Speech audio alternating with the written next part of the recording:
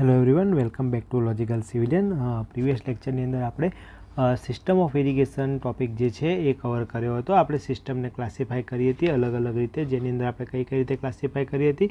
તો સૌથી પહેલાં અવેબિલિટી ઓફ ધી વોટરના આધારે આપણે ફ્લો ઇરિગેશન અને લિફ્ટ ઇરિગેશન, ત્યારબાદ ફ્લો ઇરિગેશનને પેરેનિયલ અને ઇનન્ડેશન ઇરિગેશન એમ બે ભાગમાં આપણે ક્લાસિફાઈ કરી દીધી હતી. બરાબર. લિફ્ટ ઇરિગેશનને આપણે વેલ ઇરિગેશન અને લિફ્ટ કેનાલ ઇરિગેશનની અંદર ક્લાસિફાઈ કરી હતી. તેમજ પછી આપણે જે ક્લાસિફિકેશન કરી હતી સોર્સના બેઝિસ ઉપર, આપણે ઇરિગેશન સિસ્ટમને ક્લાસિફાઈ કરી હતી direct irrigation system, storage irrigation system અને combine irrigation system. Direct irrigation system એ એવી ઇરિગેશન સિસ્ટમ હતી કે જેમાં આપણે કોઈ ડાયવર્ઝન સ્ટ્રક્ચર જેમ કે વિયર બેરેજનો ઉપયોગ કરીને ફિલ્ડ સુધી વોટર પહોંચાડતા હતા. સ્ટોરેજ ઇરિગેશનની અંદર આપણે ડેમ કન્સ્ટ્રક્ટ એટલે કે સ્ટોરેજ સ્ટ્રક્ચર કન્સ્ટ્રક્ટ કરતા હતા, જ્યારે કમ્બાઇન ઇરિગેશનની અંદર ડેમ અને વિયર બંને કન્સ્ટ્રક્ટ કરતા હતા. બરાબર. અને એ કેસની અંદર અપસ્ટ્રીમની અંદર ડેમ હોય છે, ડાઉનસ્ટ્રીમની અંદર વિયર હોય છે. એમ બે પ્રકારના સ્ટ્રક્ચર કન્સ્ટ્રક્ટ કરીએ છીએ, જેના કારણે આપણે એને શું કહેવામાં આવે છે, કમ્બાઇન્ડ ઇરિગેશન તરીકે ઓળખવામાં આવે છે. જેની અંદર શું છે, સ્ટોરેજ સ્ટ્રક્ચર પણ છે, ડાયવર્ઝન સ્ટ્રક્ચર પણ છે. અને એ કેસની અંદર વિયરને શું કહેવામાં આવે છે, પિકઅપ વિયર તરીકે ઓળખવામાં આવે છે. બરાબર. સ્ટોરેજ ઇરિગેશનના કેસમાં એક આઈએમપી પોઈન્ટ તરીકે તમને કીધું હતું કે જો જે ક્રિએટ થતું રિઝર્વોયર છે એ ખૂબ જ નાનું હોય, બરાબર, એક નાના પોન્ડની જેમ બિહેવ કરતું હોય, અને જે ડેમ બનાવે છે એ પણ નાનો હોય, જેના પરિણામે શું થાય છે, રિઝર્વોયર જે છે એ નાનું ક્રિએટ થાય છે. એટલે એનો કમાન્ડ એરિયા જે છે એ સ્મોલ હોય છે. આવી ઇરિગેશન સિસ્ટમને પર્ટિક્યુલર આપણે ટેન્ક ઇરિગેશન નામ આપી દીધું હતું. એટલે ડાયરેક્ટ ઇરિગેશનને આપણે બીજું નામ આપ્યું હતું ડાયવર્ઝન ઇરિગેશન, સ્ટોરેજ ઇરિગેશનને નામ આપ્યું હતું આપણે ટેન્ક ઇરિગેશન. બરાબર. તો આ રીતનું આપણે પ્રીવિયસ લેક્ચરની અંદર જોયું હતું. એક સ્ટુડન્ટની કોમેન્ટ હતી કે કમ્બાઇન ઇરિગેશન એક એવી ઇરિગેશન સિસ્ટમ છે જેની અંદર ગ્રાઉન્ડ વોટર અને સરફેસ વોટર બંનેનો યુઝ થાય છે. એવું એમને કંઈક વાંચ્યું હશે, પણ એ ખોટું છે. આ જે નામ છે આપણે એ સોર્સના બેઝિસ ઉપર પાડ્યું છે. બંને પ્રકારના સોર્સ જે છે એ યુઝ થતા હોય એને આપણે કમ્બાઇન ઇરિગેશન તરીકે ઓળખીએ છીએ. પાણીને ક્યાંથી લઈએ છીએ એની તો આપણે કોઈ વાત જ નથી કરી. બરાબર. તો એ તમારો કદાચ મિસકોન્સેપ્ટ થયો અથવા તો કંઈક તમારે વાંચવામાં ભૂલ થયો તો બે કોન્સેપ્ટ ભેગા થઈ ગયા હશે, તો એ તમારું ક્લિયર કરી દેજો. બરાબર.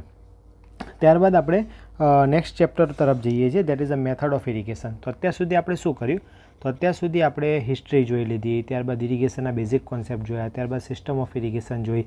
તો મેં તમને કીધું હતું કે ઇરિગેશન સમજવું હોય તો તમારે આટલો કોન્સેપ્ટ વારંવાર યાદ રાખવો પડે કે આપણું મેઇન કામ શું છે, સોર્સથી લઈને ક્યાં પાણી લઈ જવાનું છે, ફિલ્ડ સુધી પાણી લઈ જવાનું છે. સોર્સથી લઈને ફિલ્ડ સુધી પાણી પહોંચાડવા માટે જે પણ આપણે એન્જિનિયરિંગ લગાવીએ છીએ એને જ આપણે શું નામ આપ્યું હતું, ઇરિગેશન એન્જિનિયરિંગ નામ આપ્યું હતું. શું નામ આપ્યું હતું, ઇરિગેશન એન્જિનિયરિંગ નામ આપ્યું હતું. આ એક સબ્જેક્ટ એવો છે જેને ઊંધો સમજવો પડે. તમારે ઊંધું સમજવું પડે. તમારે ફિલ્ડથી સમજવાનો પ્રયત્ન કરવો પડે, તો એને તમે પ્રોપરલી સમજી શકો. બરાબર. તો અહીંયા આપણે ફિલ્ડ તરફ ધીમે ધીમે પહોંચી ગયા છીએ. તો આપણે સૌથી પહેલાં મેથડ ઓફ ઇરિગેશન સ્ટાર્ટ કરશું કે ઇરિગેશનની મેથડો કઈ કઈ અવેલેબલ છે. હવે તમે એમ કહેશો કે સાહેબ એ તો બરાબર કે અમે મેથડ ઓફ ઇરિગેશન સમજીએ. બરાબર. મેથડ ઓફ ઇરિગેશન આપણે સમજતા હોઈએ તો અત્યાર સુધી કે સાહેબ તમે આગળ જે ટોપિક રાખ્યો હતો that is system of irrigation, અત્યારે જે રાખ્યો એ મેથડ ઓફ ઇરિગેશન. તો આ બંનેમાં ડિફરન્સ શું છે? અને એક વસ્તુ કહી દઉં કે આ પ્રશ્ન ઇન્ટરવ્યૂમાં ઘણા બધા કેન્ડિડેટને પૂછેલો છે કે what is difference between system of irrigation and method of irrigation.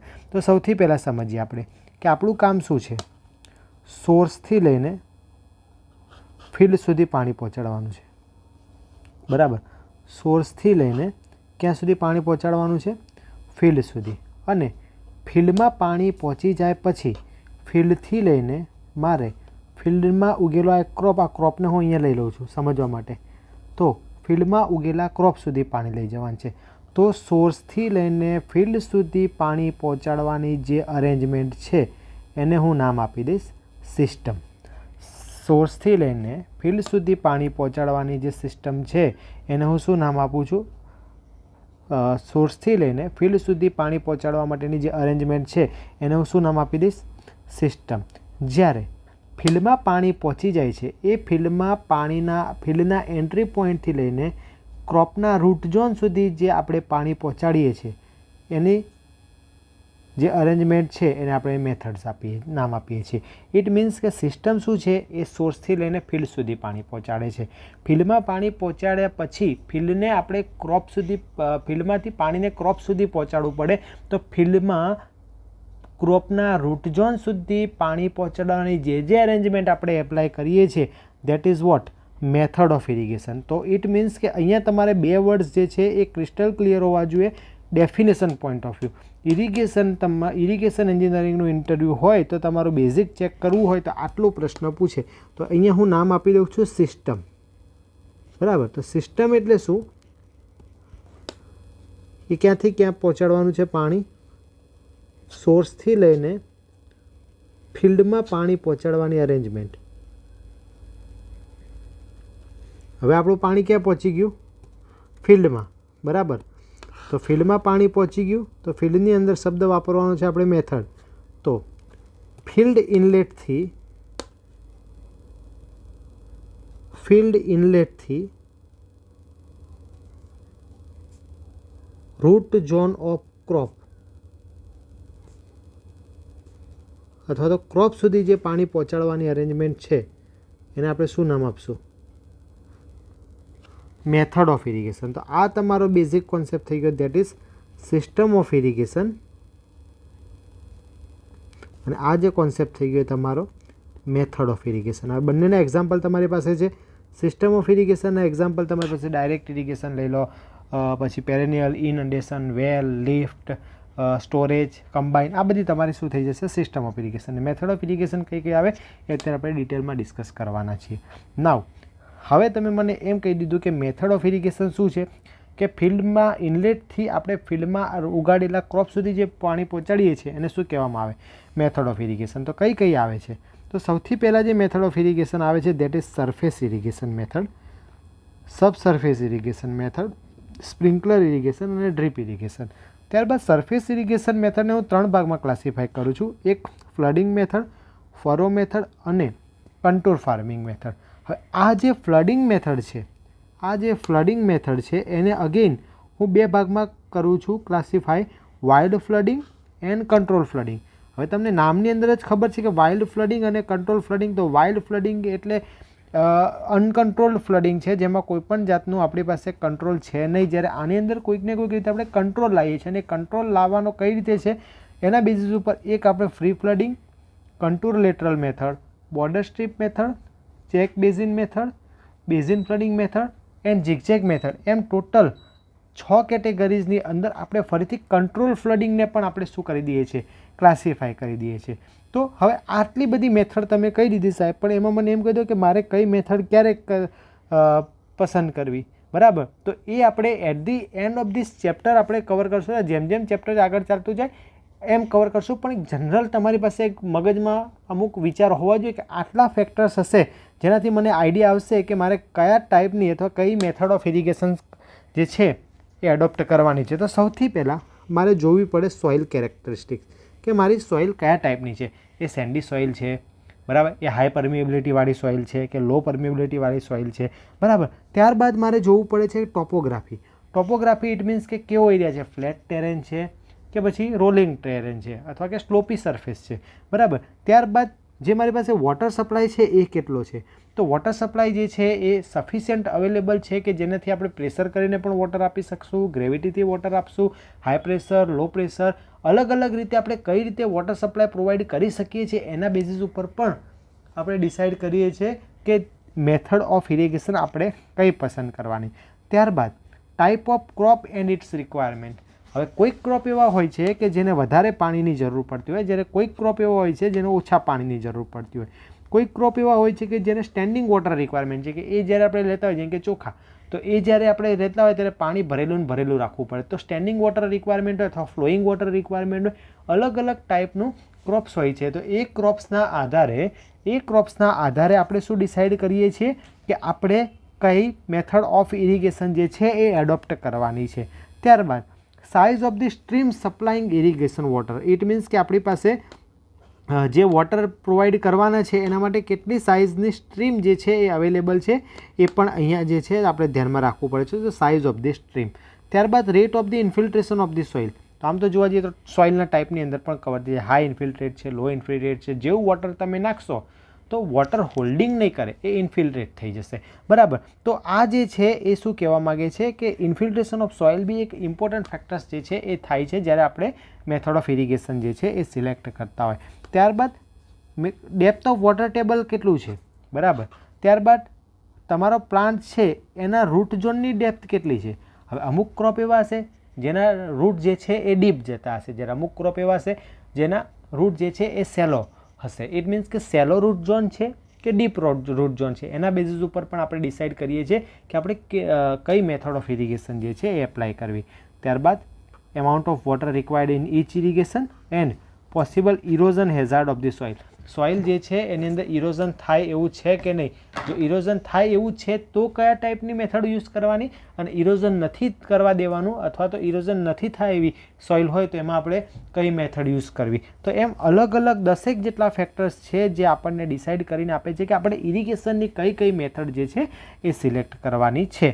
Okay, તો આટલા સુધી આઈ થિંક દરેક લોકોને ક્લિયર થતું હશે. તો એક બેઝિક સૂચના એવી છે કે જે લોકો ચેનલ ઉપર નવા છે ચેનલને સબસ્ક્રાઈબ કરી દે, વિડીયો જેને ગમે છે વિડીયોને લાઇક કરીને તમારા ફ્રેન્ડ સુધી પહોંચાડવાનું ના ભૂલતા. આ વિડીયો જે છે એ ઇન્ટરવ્યૂ, પ્રિલિમ, મેન્સ અને યુનિવર્સિટીની અથવા કોઈપણ સ્ટેટ અને સેન્ટ્રલ લેવલની દરેક એક્ઝામ માટે કામ લાગે એવું છે. આપણે ડિટેલમાં જ ભણાવીએ છીએ કારણ કે આ સબ્જેક્ટ એવો છે જે દરેક ઇન્ટરવ્યૂમાં પૂછે છે. GWSSBનું ઇન્ટરવ્યૂ હોય, RNBનું ઇન્ટરવ્યૂ હોય, ઇરિગેશનનું ઇન્ટરવ્યૂ હોય કે કોઈ બી ઇન્ટરવ્યૂ હોય, કારણ કે આપણા ગુજરાતના વિકાસ માટે ઇરિગેશનનો બહુ જ મોટો ફાળો છે. સરદાર સરોવર ડેમ અને એના કેનાલ નેટવર્કનો બહુ જ ફાળો છે, જે દરેક સારા ફેકલ્ટીઝ અને હોશિયાર લોકોને ખબર જ છે. ઇટ મીન્સ કે આ સબ્જેક્ટ જે છે એ ઓલવેઝ ચર્ચામાં રહેતો હોય છે. તો આ સબ્જેક્ટ જે છે એ ઇન્ટરવ્યૂ પોઈન્ટ ઓફ વ્યૂ પણ ખૂબ જ ઉપયોગી છે. બરાબર, તો આગળ જઈએ ત્યારે કે હવે મેં કોઈ એક મેથડ સિલેક્ટ કરી દીધી, તો એ મેથડ સિલેક્ટ કરું છું તો એ મેથડ પોતે કેવી હોવી જોઈએ, કે કયા ઓબ્જેક્ટિવ્સ જે છે એ ફૂલફિલ કરતી હોવી જોઈએ. તો પહેલો જ ઓબ્જેક્ટિવ છે કે adequate amount of the water stored in the root zone, કે તમે જે ઇરિગેશન મેથડ સિલેક્ટ તો કરી દીધી છે પણ એ કેવી હોવી જોઈએ કે એ સફિશિયન્ટ વોટર જે છે એ રૂટ ઝોન માટે અવેલેબલ રાખી શકતી હોવી જોઈએ. ત્યારબાદ મેથડ એવી હોવી જોઈએ કે જે યુનિફોર્મ એપ્લિકેશન ઓફ વોટર, એવું ના ચાલે કે ભાઈ કોઈ એક છેડામાં વધારે પાણી કે કોઈ એક જગ્યાએ વધારે પાણી આપે તો દરેક જગ્યાએ સરખું પાણી, એટલે કે યુનિફોર્મ એપ્લિકેશન ઓફ વોટર, દરેક જગ્યાએ સરખું પાણી પહોંચાડી શકે એવી હોવી જોઈએ. ત્યારબાદ ઇરોઝન પ્રોબ્લેમ્સ ના થાય. બરાબર, જો ઇરોઝન, સોઇલ જે છે એ ફાઉન્ડેશન છે ક્રોપ માટે. સોઇલ જે છે એ ન્યુટ્રિયન્ટ આપે છે આપણા ક્રોપને. બરાબર, ક્રોપ તો જ ઉગે છે જો આપણું સોઇલ હશે. બરાબર, તો આ જે સોઇલ છે એનું ઇરોઝન ના થાય એ પણ જે છે એ અગત્યનું છે. ત્યારબાદ વોટર જે વેસ્ટેજ જે છે એ મિનિમમ હોવું જોઈએ, કારણ કે આપણે જે પણ વોટર લાવીએ છીએ એના માટે પણ આપણે પે કરીએ છીએ. બરાબર, તો એક બાજુ આપણા પૈસાનું નુકસાન થાય અને વોટર એક આપણું ઇમ્પોર્ટન્ટ એસેટ છે. બરાબર, અર્થ માટે, તો એનું વેસ્ટેજ ના થાય એ ખાસ ધ્યાન રાખવું પડે. ઇટ મીન્સ કે આપણી જે પણ મેથડ છે એ એફિશિયન્ટ હોવી જોઈએ. બરાબર, તો એફિશિયન્ટ મેથડ. ત્યારબાદ ઇકોનોમિકલ, ઇટ મીન્સ કે તમે જે પણ મેથડ એડોપ્ટ કરો છો, હવે આપણે પાણી કોને આપીએ છીએ? ફાર્મરને આપીએ છીએ. ફિલ્ડ કોણ પ્રિપેર કરે છે? ફાર્મર પ્રિપેર કરે છે. હવે એ જે પણ ક્રોપ લે છે એ ક્રોપ પાછળ એનો એક ઉદ્દેશ્ય હોય છે કે હું કંઈક વેલ્થ જનરેટ કરું, હું કંઈક કમાઉં. હવે એમાંથી જો એ અમુક પૈસા જે છે એ એમાંથી જો એ ફિલ્ડ જનરેટ કરવા માટે જો ખર્ચી નાખશે તો શું થશે? એનો જે પણ પ્રોફિટ છે એ ઘટી જશે. બરાબર, તો એવી મેથડ સિલેક્ટ કરો. મેથડ એ હંમેશા કેવી હોવી જોઈએ? ઇકોનોમિક હોવી જોઈએ. ત્યારબાદ wastage of land is minimum. હવે ઘણી બધી મેથડ એવી હોય છે કે જેની અંદર તમારે શું થાય છે કે લેન્ડ પ્રિપેર કરવાની. સપોઝ કે તમે કોઈક એક મેથડ તમે જોઈ હશે કે આ રીતની મેથડ હોય. ફોર એક્ઝામ્પલ વાત કરીએ છીએ, અહીંયા જે છે પાણી હશે અને અહીંયા તમારો ક્રોપ હશે. બરાબર, હવે આ પાણી જે પહોંચાડે છે એ જો તમે એરિયા વધારે લઈ લીધો તો શું થશે? ક્રોપવાળો એરિયા જે છે એ ઘટી જશે.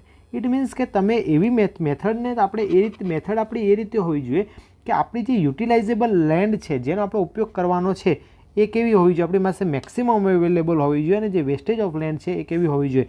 મિનિમમ હોવી જોઈએ. મેથડ કન્સ્ટ્રક્શન જે છે એ ઇઝી હોવું જોઈએ અને વોટર લોગિંગ ન થાય એનું ખાસ તકેદારી રાખવી જોઈએ. બરાબર, તો આટલા જે પોઈન્ટ છે એક સારી ઇરિગેશન મેથડ કોને કહેવાય એ તમારા માટે જરૂર છે. તમે એમ કહેશો કે સાહેબ આવું તો કોઈ ભણાવતું નથી, તમે કેમ ભણાવ? ઇવન જ્યારે અમે ઇન્ટરવ્યૂની પ્રિપેરેશન કરતા હતા, જ્યારે અમે એઝ અ સ્ટુડન્ટ હતા, તો ત્યારે અમારા ફ્રેન્ડને જ એક પ્રશ્ન પૂછવામાં આવ્યો હતો કે ઇરિગેશન ની મેથડ સિલેક્ટ કરવા માટે શું ધ્યાન રાખવું જોઈએ અને કોને તમે ઇરિગેશનની સારી મેથડ કહેશો. અને એ 350નું જ્યારે ઇન્ટરવ્યૂ હતું એ વખતે પણ ઘણા વિદ્યાર્થીઓને આવા બેઝિક પ્રશ્નો પૂછ્યા હતા, કારણ કે લોટ્સ ઓફ કેન્ડિડેટ ઇન્ટરવ્યૂ માટે હતા, એટલે કોઈ પ્રશ્ન બાકી ના રહેવો જોઈએ. કે જ્યારે પેનલ પણ એવું વિચારતી હોય છે કે પ્રશ્ન જે છે એ મિનિમમ રિપીટ થાય, ત્યારે આવા બધા બેઝિક પ્રશ્ન પણ પૂછી લે છે. અને આવા બેઝિક પ્રશ્નથી તમારું સેન્સ ઓફ હ્યુમર ચેક થાય, તમે કેટલું વિચારી શકો છો એ ચેક થાય. કારણ કે આવું દરેક લોકો વાંચતા ના હોય અથવા આવું દરેક લોકો શીખવાડતા ના હોય, પરંતુ અહીંયા આપણે એ વેથી સમજાવી દીધું કે તમે આનો જવાબ તમે આ રીતે આપી શકો. અને પ્રિલિમમાં પણ તમારે હવે જ્યારે સ્ટેટમેન્ટવાળા પ્રશ્નો પૂછાય છે તો અહીંયા ટ્રુ ફોલ્સનો કોઈ પણ ક્વેશ્ચન જે છે એ અહીંયા બની શકે. કારણ કે આપણે વાત કરીશું જે પણ વિદ્યાર્થીઓ મને પ્રિલિમ માટે જોવે છે તો એ આ સબ્જેક્ટની અંદર તમારે કમ્પલસરી ESCની જે બુક છે એ તમારે સોલ્વ કરવાની રહેશે અને તમારે ઇઝીલી સોલ્વ થઈ જશે. સૌથી સ્ટાન્ડર્ડ બુક સોલ્વ કરો એટલે લોકલ જે આલતુ પાલતુ બુક છે બધી સોલ્વ થઈ જશે, બરાબર. તો અહીંયા જે છે એ તમારે શું કરવાનું છે, સારામાં સારી MCQ બુક સોલ્વ કરવાની છે, જેથી તમારે ડીપ નોલેજ થાય સબ્જેક્ટનું. એટલીસ્ટ 2-3 સબ્જેક્ટ એવા હોવા જોઈએ જેમાં તમે હેવી MCQ પણ સોલ્વ કરેલા હોવા જોઈએ, જેથી ભારે પેપરમાં તમને તકલીફ ના પડે. હવે સરફેસ ઇરિગેશનની વાત કરીએ તો આપણે સરફેસ ઇરિગેશનની અંદર જે મેઇન ક્લાસિફિકેશન હતું એમાં કઈ રીતનું હતું કે આપણે સરફેસ ઇરિગેશન ફ્લડિંગ મેથડ, અને ફ્લડિંગ મેથડની અંદર આપણે વાઇલ્ડ ફ્લડિંગ અને કંટ્રોલ ફ્લડિંગ એમ 2 ભાગમાં ક્લાસિફાય કર્યું હતું. તો જોઈ લઈએ તો સૌથી પહેલાં સરફેસ ઇરિગેશન મેથડ એ કેવી છે કે જેની અંદર આપણે ટોટલી જે ફ્લો ઓફ વોટર છે ક્યાં આપીએ છીએ, સોઇલના અપર લેયર એટલે કે સરફેસ ઉપર આપીએ છીએ. હવે આ સરફેસ ઉપર જ્યારે આપણે પાણી આપીએ છીએ ત્યારે વોટર જે છે એ મૂવ થાય છે એઝ અ સ્ટ્રીમ. વોટર કેવી રીતે મૂવ થાય છે as a stream, as a seat of water, બરાબર. એ વોટરની સીટ પાસ થતી હોય અથવા તો વોટર જ્યારે સ્ટ્રીમની જેમ ફ્લો થતું હોય એવી રીતે પાસ થાય છે. હવે એના બેઝિસ ઉપર આપણે જોઈએ કે આપણી જે સિસ્ટમ ઓફ આપણી જે મેથડ ઓફ ઇરિગેશન છે એની અંદર કોઈપણ પ્રકારનો કંટ્રોલ છે કે નહીં. જો કંટ્રોલ હશે તો એને કંટ્રોલ મેથડ ઓફ ઇરિગેશન કહેવામાં આવે, અને જો કોઈ કંટ્રોલ જ નહીં હોય તો એને વાઇલ્ડ મેથડ અથવા તો અનકંટ્રોલ મેથડ ઓફ ઇરિગેશન કહેવામાં આવે. તો સમજવા માટે હું તમને એક ફોટોગ્રાફ બતાવી દઉં કે અહીંયા જુઓ, અહીંયા આપણે પાણી નાખી દીધું, બરાબર. અહીંયા આપણે પાણી નાખી દીધું તો પાણીને જ્યાં જવું હોય ત્યાં જાય છે, પાણીને જ્યાં જવું હોય ત્યાં જાય છે. ઇટ મીન્સ કે અહીંયા કોઈ પણ કંટ્રોલ નથી. અહીંયા શું છે, કોઈ પણ કંટ્રોલ નથી. તો આ ટાઈપની જે મેથડ છે એને શું કહેવામાં આવે છે, આ ટાઈપની મેથડ જે છે એને શું કહેવામાં આવે છે, વાઇલ્ડ ફ્લડિંગ મેથડ. આ જ્યારે વાઇલ્ડ ફ્લડિંગ મેથડ જે છે એ એવું જરૂરી નથી કે અત્યારે દરેક જગ્યાએ યુઝ થતી. આ બહુ જૂના જમાનામાં જ્યારે ઇરિગેશનનો બહુ વિકાસ નહોતો થયો એવા જગ્યાએ શું અર્લીએસ્ટ મેથડ છે, બરાબર. અહીંયા શું હતું કે કોઈપણ પ્રકારની લેન્ડ પ્રિપેર કરવામાં આવતી નથી, એટલે કે નો લેન્ડ પ્રિપેરેશન. ડાયરેક્ટ જ તમારે વોટરને ફિલ્ડમાં નાખી દેવાનું અને જ્યાં જવું હોય ત્યાં જશે, બરાબર. અને તમને સમજાવ્યું પ્રમાણે કંટ્રોલ ઓફ વોટર જે છે અહીંયા છે જ નહીં. ઇનન્ડેશન ઇરિગેશનની જે સિસ્ટમ હોય છે એની અંદર આવું થાય છે કે તમારી પાસે રિવરની અંદર ફ્લડ આવે છે, એ ફ્લડને તમે ક્યાં નાખી દો છો, એ ફ્લડને તમે નાખી દો છો કઈ જગ્યાએ, ફાર્મની અંદર. તો એ વખતે કોઈ કંટ્રોલ કરવા બેસતું નથી, કારણ કે એ લોકોને જ ખબર નથી હોતી ક્યારે ફૂલ વરસાદ આવશે અને ક્યારે અમને પાણી આપવામાં આવશે. એટલે ભાઈ ગમે ત્યારે પાણી નાખી દો, જમીનમાં પાણી ઉતરશે અને ભવિષ્યમાં જ્યારે ક્રોપ લેશે ત્યારે ઉપયોગ થશે. તો ઇનન્ડેશન ઇરિગેશનનો જે કેસ છે એ જનરલી આપણને વાઇલ્ડ ફ્લડિંગની અંદર જોવા મળે છે. જનરલી આ જે છે સારી કોના માટે, તો સ્મૂથ એન્ડ ફ્લેટ લેન્ડ માટે સારી છે. અને અહીંયા જે છે પાણીનો યુઝ કેવો થાય છે, વેસ્ટફુલ યુઝ થાય છે. હવે અહીંયા શું થતું હતું કે જ્યારે મારી પાસે કોઈ બાઉન્ડ્રી નથી, કોઈ સિસ્ટમ નથી કે જેનાથી હું વોટરને રેગ્યુલેટ કરી શકું, પરંતુ હવે જુઓ અહીંયા મેં શું કર્યું, અહીંયા મેં કંઈક ને કંઈક એવી કંટ્રોલ લાવી દીધો વોટરનો, બરાબર. વોટરનો કંટ્રોલ લાવી દીધો. અહીંયા મેં બોર્ડર્સ બનાવી દીધી છે જેથી અહીંયા વોટરનો કંટ્રોલ થશે ને વોટરને રેગ્યુલેટ થશે. તો આવી જે સિસ્ટમ કે જેમાં મેં કોઈકને કોઈક રીતે શું કર્યું છે, વોટરને કંટ્રોલ કરવાની તૈયારી કરી છે, જેને શું કહેવામાં આવે છે, કંટ્રોલ ફ્લડિંગ મેથડ. તો આ જે કંટ્રોલ ફ્લડિંગ મેથડ છે એને શું કર્યું છે, અપગ્રેડેશન છે કોની અંદર, વાઇલ્ડ ફ્લડિંગ મેથડની અંદર. કે વાઇલ્ડ ફ્લડિંગની અંદર જે કોઈપણ પ્રકારનો કંટ્રોલ નહોતો એની જગ્યાએ અહીંયા ધીમે ધીમે આપણે શું ચાલુ કર્યું, કંટ્રોલ મૂકવાનું ચાલુ કર્યું. એટલે કે ધીમે ધીમે અપગ્રેડેશન આવ્યું એમ આ જનરેટ થતી મેથડ છે.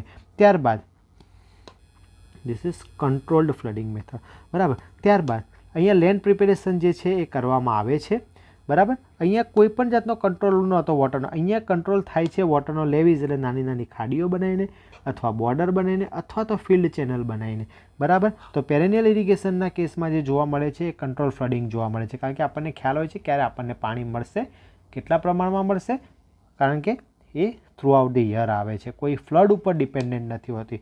જે છે અહીંયા પ્રોપરલી ગ્રેડેડ સોઇલ હોય છે એ બધા માટે યુઝફુલ થઈ શકે છે. ત્યારબાદ કંટ્રોલ્ડ યુઝ ઓફ વોટર છે, એટલે અહીંયા યુઝ ઓફ વોટર સારો. હવે એક વસ્તુ મગજમાં યાદ રાખવાનું કે હું ઓછા પ્રમાણમાં વોટરનું યુઝ કરું અને સારા પ્રમાણમાં ક્રોપ થાય એ મારી એફિશિયન્સી હું સારી ગણીશ. તો આ કેસની અંદર હું દરેકની અંદર આની અંદર MCQ કયા પૂછાશે? તમારે એફિશિયન્સીના MCQ પૂછાશે. ચલો તો આ બંનેનું કમ્પેરિઝન જોઈએ છે તો અહીંયાથી તમે જો અહીંયા વોટરનો જેટલો વેસ્ટેજ વધારે એટલી એની એફિશિયન્સી કેવી? ઓછી. તો અહીંયા એફિશિયન્સી કેવી થશે? ઓછી થશે. જ્યારે અહીંયા એફિશિયન્સી કેવી થશે?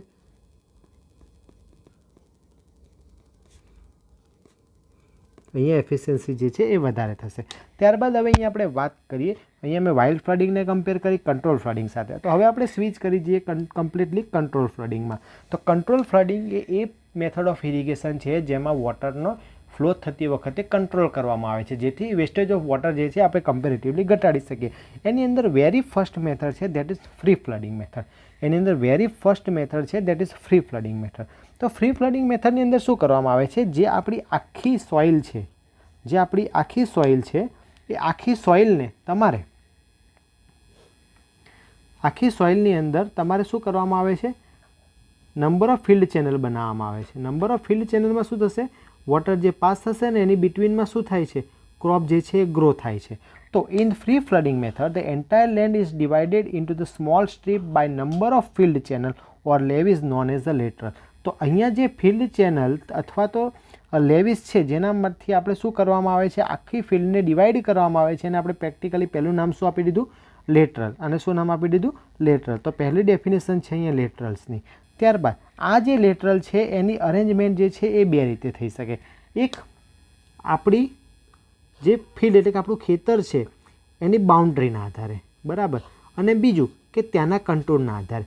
ઇટ મીન્સ કે જે પણ મારી ફિલ્ડ છે એ કાં તો પરપેન્ડિક્યુલર, આ જે મેં ચિહ્ન દોર્યું છે પરપેન્ડિક્યુલર છે, પરપેન્ડિક્યુલર ટુ ધ બાઉન્ડ્રી હશે અથવા તો પરપેન્ડિક્યુલર ટુ ધ કંટોર હશે. આ બે કન્ડિશનની અંદર આપણે શું કરીએ છીએ? લેટરલની અરેન્જમેન્ટ કરીએ છીએ. કોના કેસની અંદર?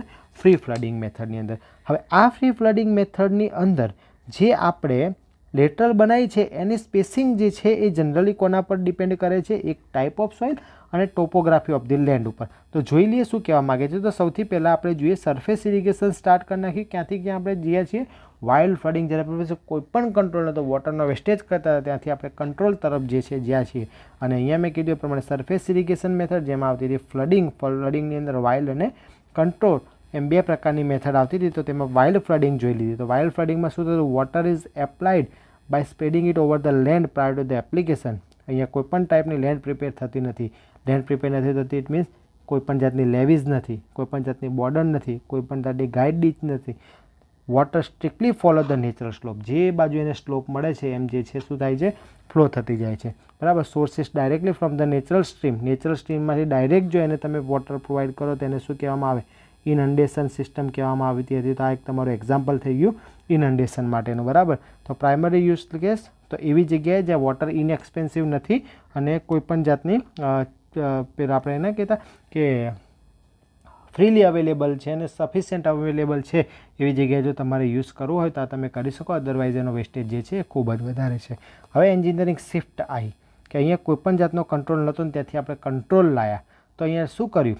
Proper control over both the flow and quantity. Flow અને ક્વોન્ટિટી ઓફ ધી વોટર બંને પર શું કર્યું? આપણે કંટ્રોલ પ્રોવાઈડ કરવામાં આવ્યો, બરાબર. ડિમાન્ડ્સ પ્રાયર લેન્ડ પ્રિપેરેશન, બરાબર. Precise land grading and excavation of levees and field channels divided agricultural into the manageable unit. જુઓ અહીંયા તમારે આ મેથડ છે તો ફ્રી ફ્લડિંગ દેખાય છે, બરાબર. અહીંયા કંટ્રોલ લેટરલ્સ મેથડ છે, આ બોર્ડર સ્ટ્રીપ મેથડ છે, ચેક બેઝિન મેથડ છે, આ બેઝિન ફ્લડિંગ છે, તો આ ઝિગઝેગ મેથડ. તો there is lots of method available કે જેની અંદર આપણે કંટ્રોલ કરી શકીએ છીએ. તો અહીંયા જુઓ કે ફ્રી ફ્લડિંગ મેથડ હતી જેની અંદર મેં શું કર્યું? આ જે તમારી સેન્ટરમાં જે મારી આ લાઇટ ફરે છે તે શું છે? તમારી ફિલ્ડ ચેનલ છે. એ તમારી શું છે? ફિલ્ડ ચેનલ છે જેને આપણે સોરી એ લેટરલ્સ છે. એટલે આખી જે છે એને આપણે શું કહીશું? તો આખું જે આપણું લેન્ડ હતું એને આપણે ડિવાઈડ કરી નાખી. કોની હેલ્પથી? લેટરલ્સની હેલ્પથી, બરાબર. તો અહીંયા લેટરલ્સની હેલ્પથી આપણે શું કરી નાખ્યું છે? ફિલ્ડને ડિવાઈડ કરી નાખ્યું. હવે અહીંયાથી આપણે વોટર સપ્લાય કરીએ છીએ. હવે આ જે સિસ્ટમ છે એને આપણે ક્લાસિફાય કરીએ છીએ field channel right angle to the side. તો આ જે મારી ફિલ્ડ ચેનલ છે એ કઈ જગ્યાએથી કોને રાઇટ એંગલ છે? તો એ રાઇટ એંગલ છે ચેનલ સાથે, બરાબર. અને અહીંયા જુઓ આ મેં કંટ્રોલ લાઇન દોરી છે. તો અહીંયા જે આપણી ફિલ્ડ ચેનલ છે એ કોનાથી છે? તો એ રાઇટ એંગલ છે કન્ટુર સાથે. હવે શું ફાયદો અને શું નુકસાન થાય છે એ સમજવાનો પ્રયત્ન કરીએ. તો અહીંયા જે આપણે હતું એ આખું લેન્ડને શું કર્યું છે? તો લેન્ડને ડિવાઈડ કરી નાખ્યું છે with the help of small strip, જેને આપણે શું નામ આપી દીધું? લેટરલ.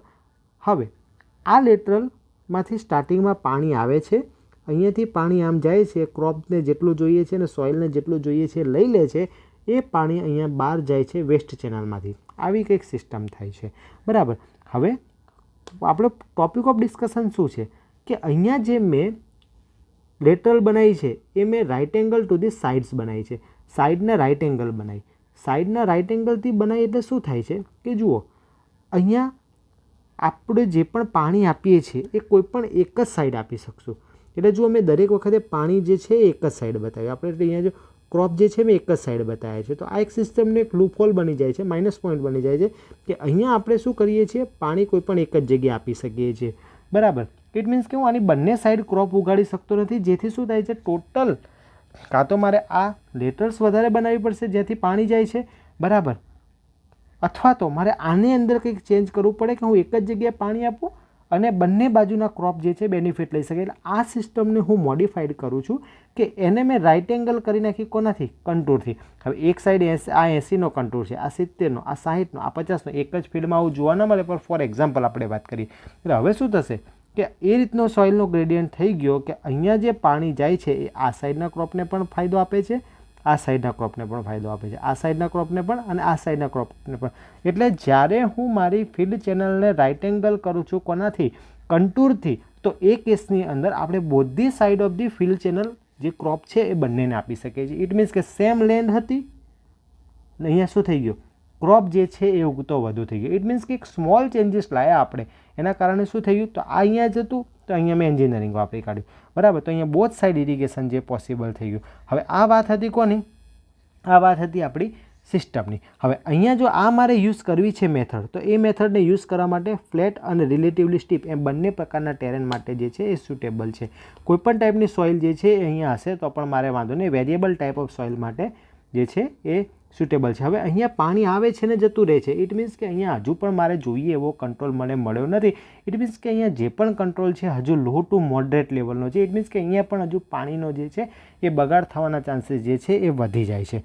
હવે આની ડિઝાઇન ક્રાઇટેરિયા શું છે? તો ડિઝાઇન ક્રાઇટેરિયાની અંદર આપણે વાત કરીએ તો ડિઝાઇન ક્રાઇટેરિયામાં કે લેટરલની સ્પેસિંગ જે છે એ 10થી 50 મીટરથી વેરીઝ થાય છે. લેટરલની સ્પેસિંગ જે છે એ 10થી 50 મીટર વેરી થાય છે. જો સ્લોપ વધારે હશે અને સોઇલ હાઈલી પરમિએબલ હશે તો એ વખતે જે લેટરલ છે એની સ્પેસિંગ કેવી હશે? ક્લોઝ હશે. અને જો મારું ટેરેન ફ્લેટ હશે તો એ અને સોઇલ લેસ પરવિયસ હશે તો એ વખતે વાઇડ સ્પેસિંગ એટલે કે સ્પેસિંગ વધારે હશે. ઇટ મીન્સ કે અહીંયા સ્ટીપર સોઇલ માટે, નોટ કરીને લખી દઈએ આપણે, સ્ટીપર સોઇલ માટે એટલે સ્ટીપ સોઇલ હશે તો એ વખતે સ્પેસિંગ જે છે એ મારે કેવી રાખવાની છે? ઓછી રાખવાની છે. અને જો મારી સોઇલ જે છે એ ફ્લેટ હશે તો એ વખતે સ્પેસિંગ જે છે એ કેવી રાખવાની છે? વધારે રાખવાની છે. ઇન અધર વર્ડ, જો મારી સોઇલની પરમિએબિલિટી કેવી હશે? હાઈ પરમિએબલ, તો અહીંયા લખીએ જો પરમિએબિલિટી, તો હાઈ પરમિએબિલિટી છે તો એ વખતે સ્પેસિંગ કેવી રાખવાની છે? ઓછી રાખવાની છે. અને લો પરમિએબિલિટી છે એ વખતે સ્પેસિંગ કેવી રાખવાની છે? વધારે રાખવાની છે. એ તમારા MCQ બની ગયા. આ તમારા શું બની ગયા? MCQ બની ગયા, બરાબર.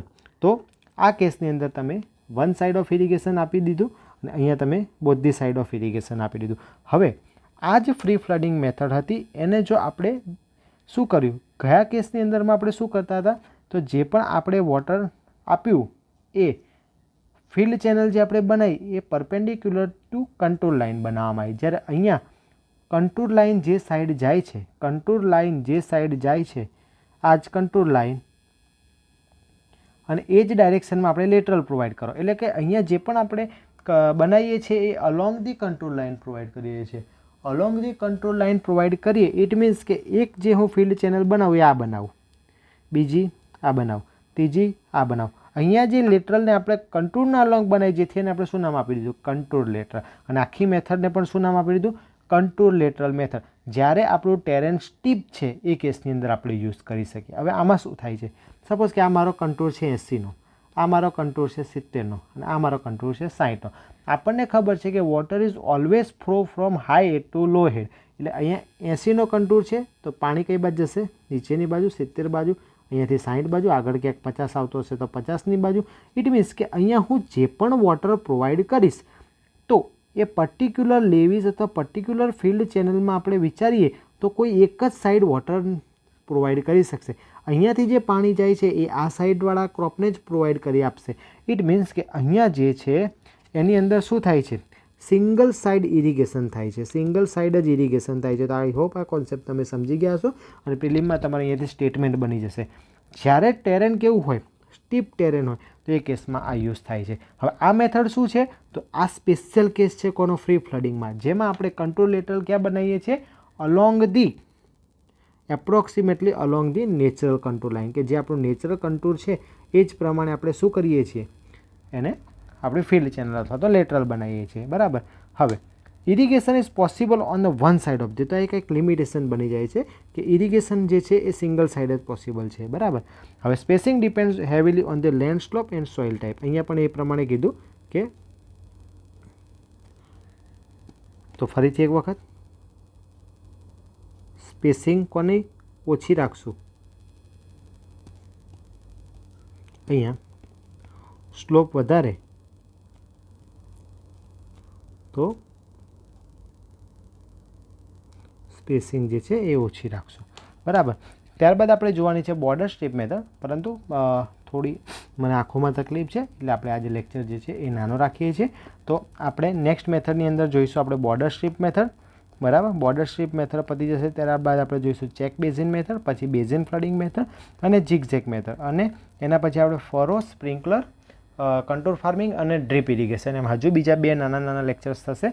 એની અંદર આપણે આખો ચેપ્ટર જે છે એ ક્લિયર કરશું. બીજી એક વસ્તુ તમને કહી દઉં કે લાસ્ટ લેક્ચર જેમાં મેં સિસ્ટમ ઓફ ઇરિગેશન ભણાવી હતું એની અંદર આપણે લિફ્ટની અંદર વેલ ઇરિગેશન બાકી રાખ્યું છે. વેલ ઇરિગેશન જે છે આપણે એન્ડ ઓફ ધી સબ્જેક્ટ જોઈશું, જેની અંદર આપણે વેલ હાઇડ્રોલિક્સ જે છે એ ડિટેલમાં ભણવાનું છે. એક સ્ટુડન્ટની પણ કોમેન્ટ આવી હતી કે સાહેબ વેલ હાઇડ્રોલિક્સ ભણાવો, કોઈ ભણાવતું નથી, તો આપણે એને બહુ સારી રીતે ભણાવશું, કારણ કે વેલ જે છે એ બહુ જ ઇમ્પોર્ટન્ટ સોર્સ છે, ખાસ કરીને આપણે ગુજરાત જેવા સ્ટેટ માટે.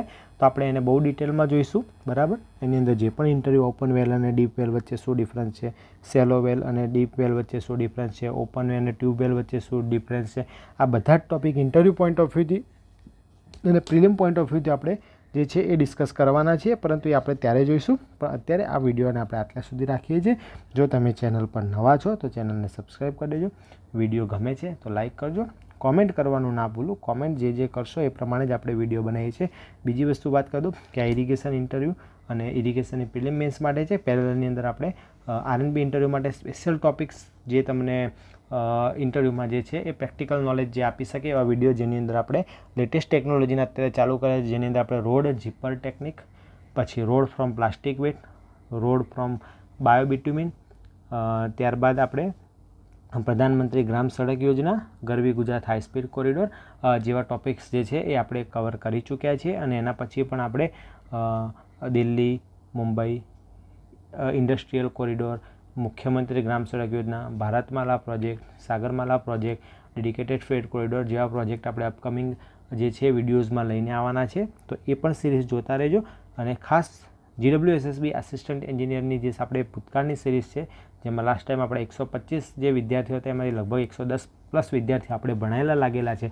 બરાબર. જે આપણા માટે પણ એક સારો બેન્ચમાર્ક છે અને બધા જ વિદ્યાર્થીઓના બહુ જ પોઝિટિવ, અને બધા અલગ અલગ ગુજરાતના અલગ અલગ રિજિયનમાંથી મને મળવા પણ આવેલા છે. એટલે બહુ પ્રાઉડની વાત અપાવે એવી સિરીઝ હતી, તો એ ખાસ જોઈ લેવી. તો મળીએ નેક્સ્ટ વિડીયોમાં. ત્યાં સુધી વાંચતા રહેજો, તમારા માતા પિતાના સપના પૂરા કરતા રહેજો. વિડીયો ગમે છે કે નહીં એ મને ખાસ જણાવજો. Thank you so much. Thank you everyone.